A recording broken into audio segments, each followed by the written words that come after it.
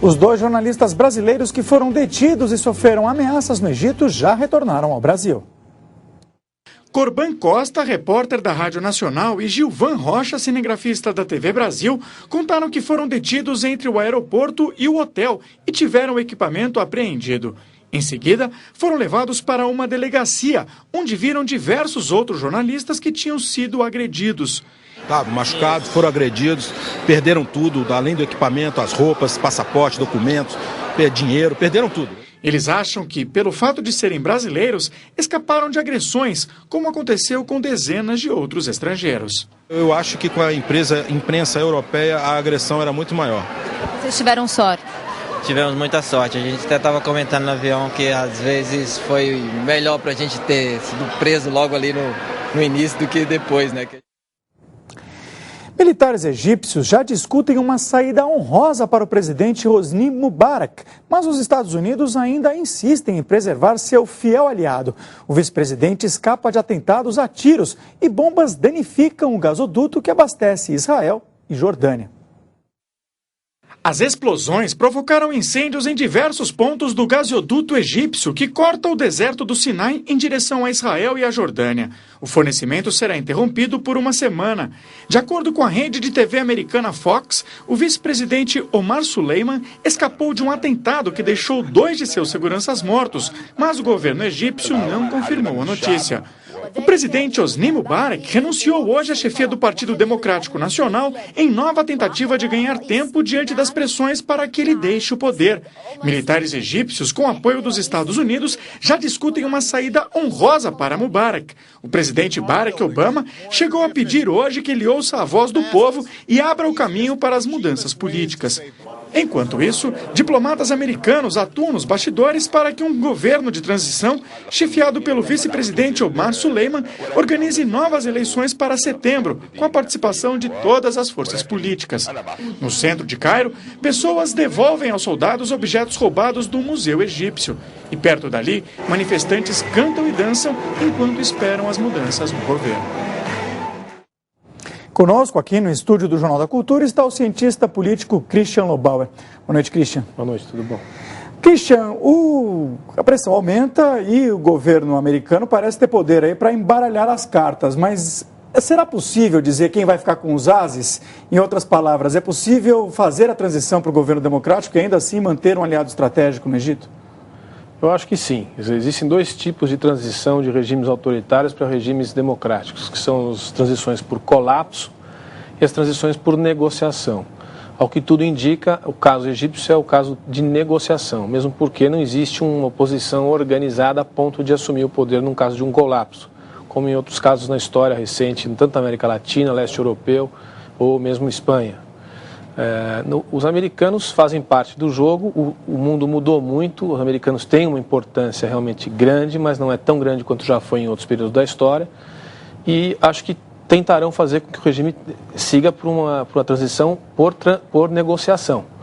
Ao que tudo indica, pelo que está se mostrando aí, o presidente Mubarak já é carta fora do baralho, mas o presidente Suleiman é o vice-presidente, mas é o homem que tem força hoje. Eu arriscaria dizer que os americanos vão tentar, através do presidente Suleiman, um processo de transição, ao que tudo indica, rápida, se a gente considerar até setembro, para que hajam eleições livres. Agora, os Estados Unidos promoveram, uma guerra bastante sangrenta no Iraque, historicamente mantém uma influência enorme no Oriente Médio. E qual é o tamanho dessa influência exatamente? Ela ainda é muito presente?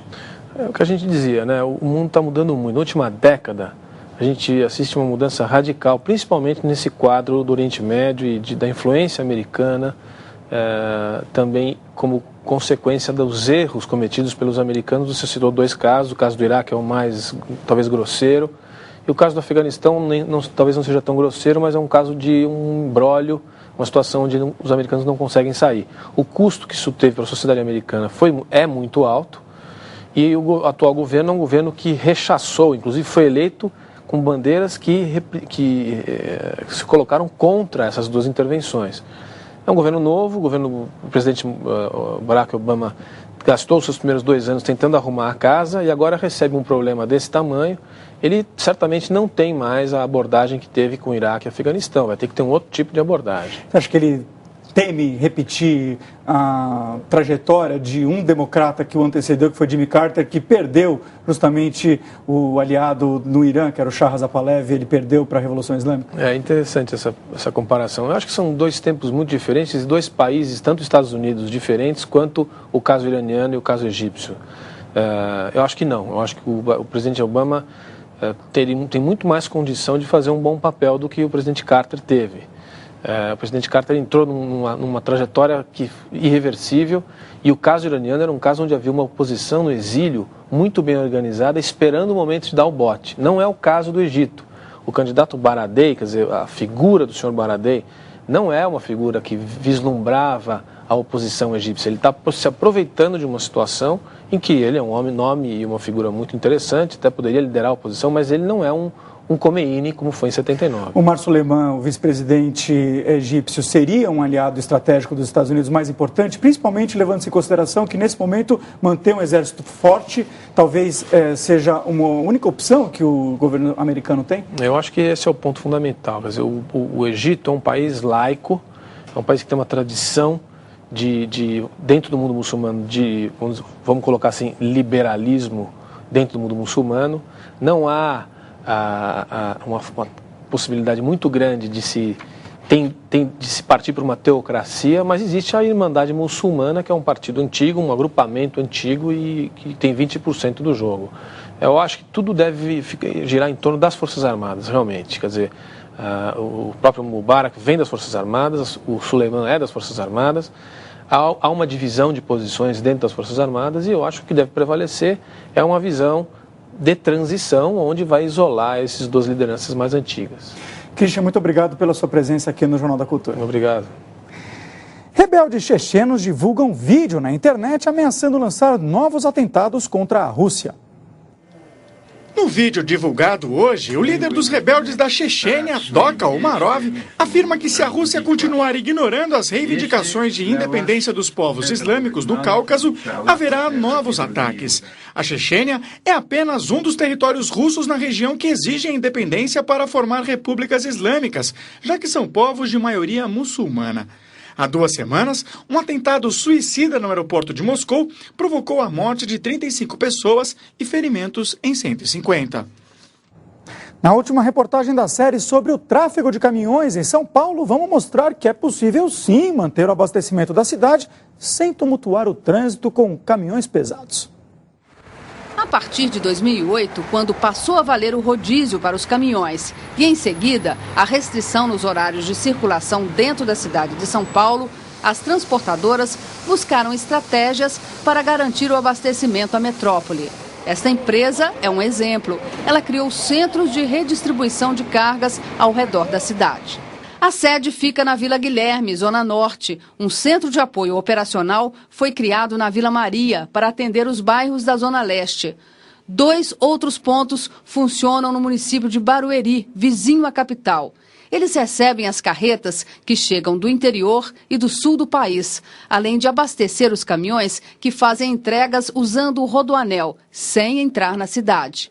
Outro ponto de apoio foi montado na região central para atender ao comércio do Brás e do Bom Retiro. Ela ajuda não só a reduzir um pouco o impacto da circulação de caminhões na cidade de São Paulo, mas o que ela ajuda efetivamente é continuar na manutenção dos serviços logísticos na cidade de São Paulo, que ainda é a cidade com que detém o maior PIB do Brasil. A redistribuição de carga em Barueri movimenta 30 mil volumes por dia, num vai e vem de mais de 80 caminhões. Frota que antes circulava dentro de São Paulo. Você está levando essa carga para onde?